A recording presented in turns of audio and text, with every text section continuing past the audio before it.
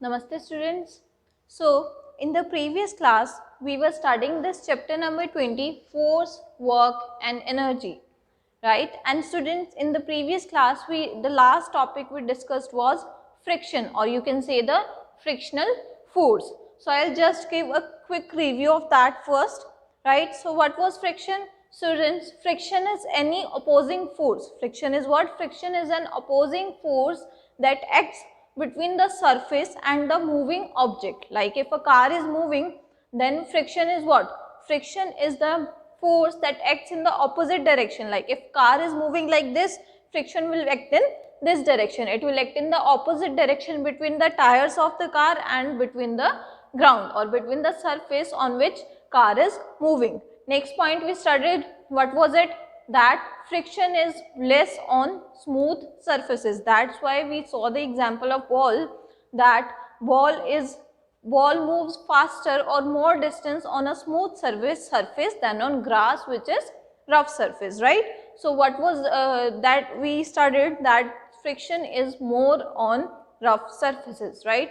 After that we studied that how we can reduce friction. How we can reduce friction? We can reduce friction by increasing the smoothness of the surface. And how we increase the smoothness? Like in the machines, I told you that we apply oil, grease or polishing substance, polishing material that can increase the smoothness, hence reducing the friction.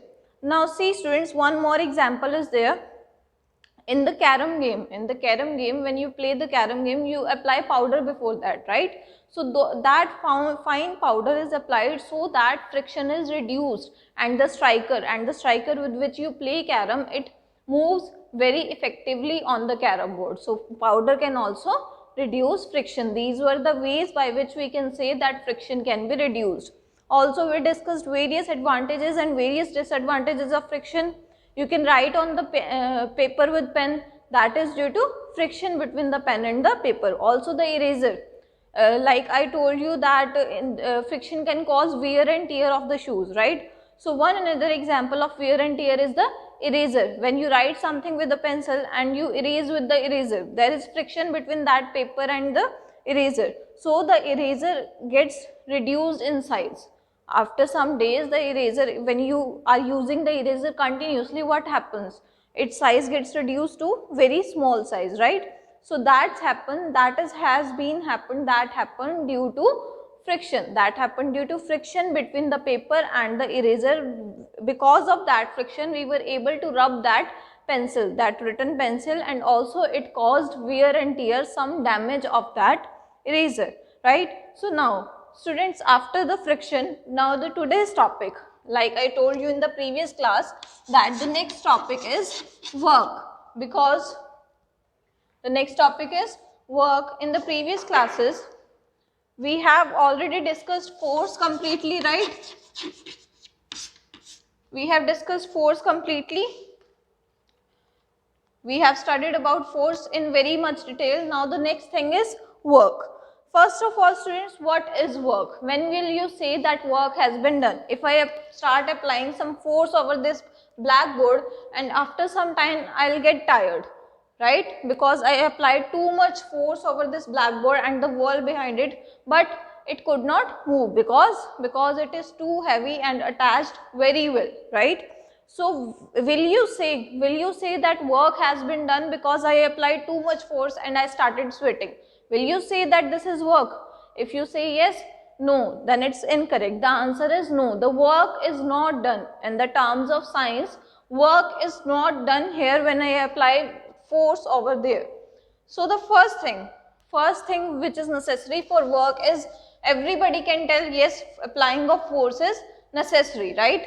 Applying of force is necessary. So work is done when force is applied, right? This is in terms of a layman man who hasn't studied science. But in terms of science, when work is done, force needs to be applied, that's correct. But the another condition is, work is said to be done when there is some change in the position of object by applied force, right? When the work is said to be done, work is said to be done when the applied force changes position of the object, right? If I pick up this pen, If I pick up this pen, this pen changed its position, right? This pen changed its position from bottom to the top. So I applied force and this force changed the position of the pen, right? So in that case, you will say work has been done. But in this case, when I applied force over this wall, work is not done. Why? You can tell it now that work is not done because I am applying force, but the wall is not changing. The blackboard is not changing its position, right? It is not moving from one position to another. That's why no work is done here in this case, whatever amount of force I apply. Similarly, if I pick up this book, this is the book. If I pick up this book from here to here, I applied force, a very less force, but the position of book, initially it was this at this position and now it is at this position. So, so the position of book is changing, right? Position is changing. So, in this case, I will say that yes, work has been done. So, what is the condition for work? That if the force applied, so when will we say that work is said to be done? Work is said to be done when the force applied,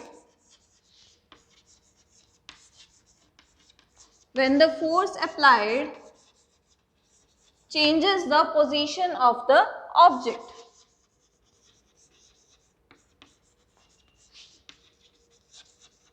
Changes the position of the object, right? So in this case, we will say that work has been done. If there is change in the position, then work is said to be done. If there is change in position, in that case only you will say that yes, work is done, right? Now, what if there is no change in position? I am applying force like in this case of the wall, no change in position. If there is no change in position, that means no work has been done. No change in position means no work has been done. Whatever amount of force you apply, but then you will say no work has been done, right?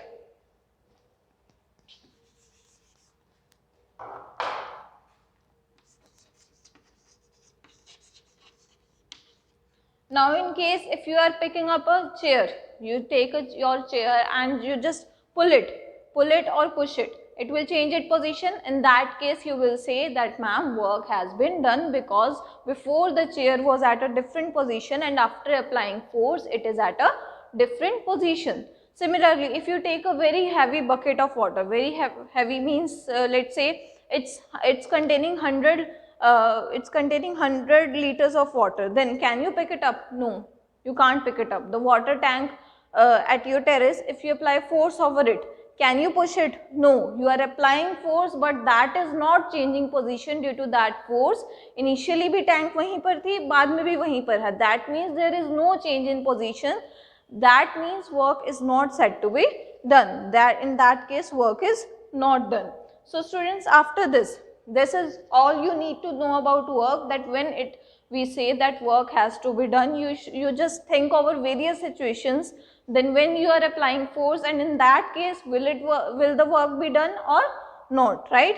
Just list down various things in examples where we are applying force, and one should be where work is done, and the other examples where work is not done but you are applying force over there, right? So after this, the next topic and the very last, we are moving to the last topic of the chapter, that is energy, because the chapter name was force, work and energy. We have done force, we have studied about work also. The next thing is energy. So students, first of all, what is energy? The first question is, what is energy? I am doing something, I am doing some work, I am teaching you, so I need energy for it, right? But how will you define it? You are running, you are playing, and you need energy for everything. At the end of the day, suppose you played for 4 to 5 hours, then you get tired and you say that now I don't have any energy, so I will not play anymore, right? You will just sleep or eat something, right? So what is energy? Energy is the ability to do work. What is energy? Energy is defined as the ability to do work. Means कि आपके काम करने की कितनी capacity है, आप कोई काम कर रहे हो, what is your ability, what is your capacity to do that work, कि आप कितना काम कर सकते हो, that is energy, right. And suppose like if you see your grandparents, they can't do the work very effectively. Why? Because they don't have that much energy in their body left to do the work which you can do very fastly, right. So all this is due to energy. Energy is what? It is the ability to do work. Now the next question, this was what was energy, what is energy. Now the next question is how we get energy. What is the next question that comes to my mind? That how we get energy. We get energy with the help of food we eat. How do we get energy to do work? We get energy from the food we eat, right? So we get energy from the food we eat. So students, after this is what is energy. Energy is the ability to do work. And how do we get energy? We get energy from the food we eat. But is everything eating food? Like this, if a fan is working, it is working, right? There is work and it is using energy also to work. If the fan is working, it is moving its blades. Is it eating food? Do you give food to eat to the fan? Every day you eat the meal 3 times generally. Do you also call the fan and say that have some food, you need to run, you need to move all the day? Is it? No, everything is not eating food. Only the living things, the animals, the plants, the human beings, we are eating food. Then how are other things working? How are other things working? What is their source of energy? How they get source, how they get energy? This depends on what kind of energy. So students, now I am moving to the next topic, depending on this question, that how the fan is moving, right? How the car is running on the road, how they get energy. So this is the answer to this question is that we have different forms of energy, different forms of energy. So what are those different forms of different types of energy?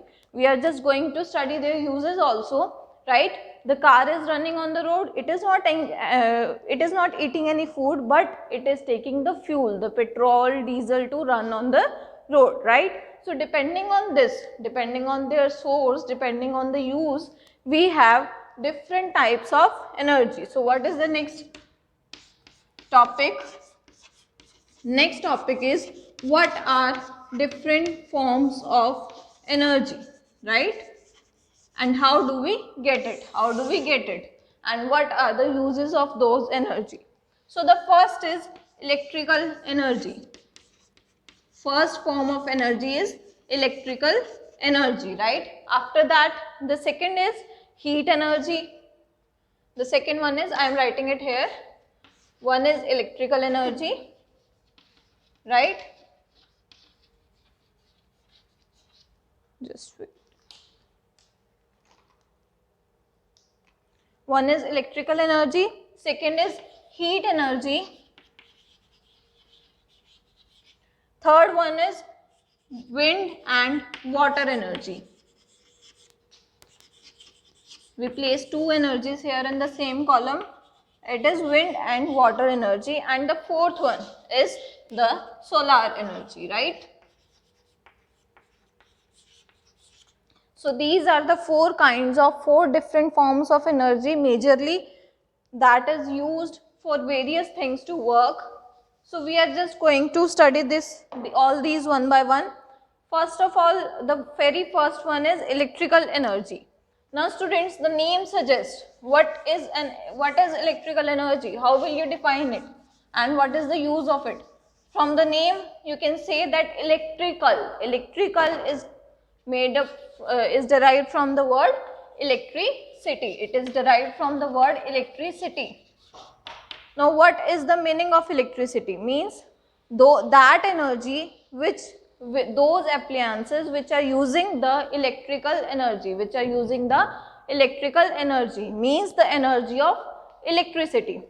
Like the fan is moving because it is getting electricity, right? So we will say that fan uses electrical energy, and all other electrical appliances in your home, like the refrigerator, right? like the microwave ovens, these are all working on electricity. So electrical energy is used by these appliances to work, right? And yes, also the electric motors, these also work. Various machines in our homes and the factories, all of these are working on the electricity. So you can find various examples of electrical energy near you, right? Tube lights are also working on electricity. So electrical energy is used by the appliances or the machines that are working on electricity, right? So where is electrical energy used? It is used by various machines and appliances like fans, tube wells, motors, right? Refrigerators. So this is the use of electrical energy, and this is very simple. You can find it everywhere near you. This is very commonly used energy. After that, the second one is what? Second one is heat energy. Now students, heat energy, can you think of an example where heat energy is used? Of course, go to the kitchen, the food is cooking there due to heat. So where is heat energy used? Heat energy means where we are using heat as our convenience, heat for something. Heat is being used for cooking something. So heat energy is used in cooking food.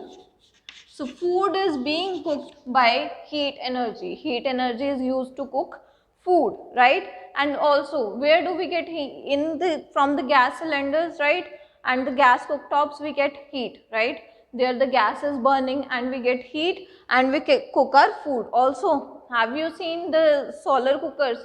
There also heat is being used. So what is a source of heat energy? Another important source of heat energy is sunlight. From sunlight we are getting heat also, right? From the sun we are getting heat also. So sun is a major source. Sun is the major source of heat energy. We are discussing heat energy, and heat energy is used for cooking food, right? Heat energy is used for cooking food.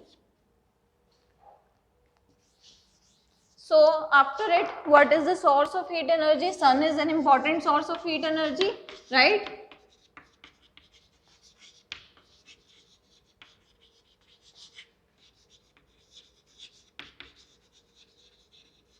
After this, we will move to the third one, that is wind and water energy.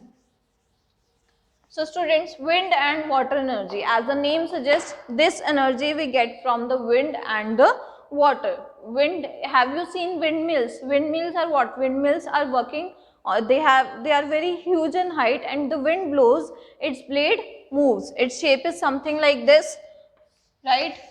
Windmills are something like this, and there are 3 blades over it, right? And when the wind blows, these blades move in very fastly, and this is used to produce electricity. So what is the use of wind energy? Wind energy is used in windmills. These are called windmills. So wind energy is used in windmills to produce electricity, right? Similarly, water energy, where water energy is used in the dams, in the turbines or in the dams. What is happening? Running water. What do? We just make the water to fall from a very big height in the dams, and after moving at a very high speed, what does it do? Water is used to produce electricity.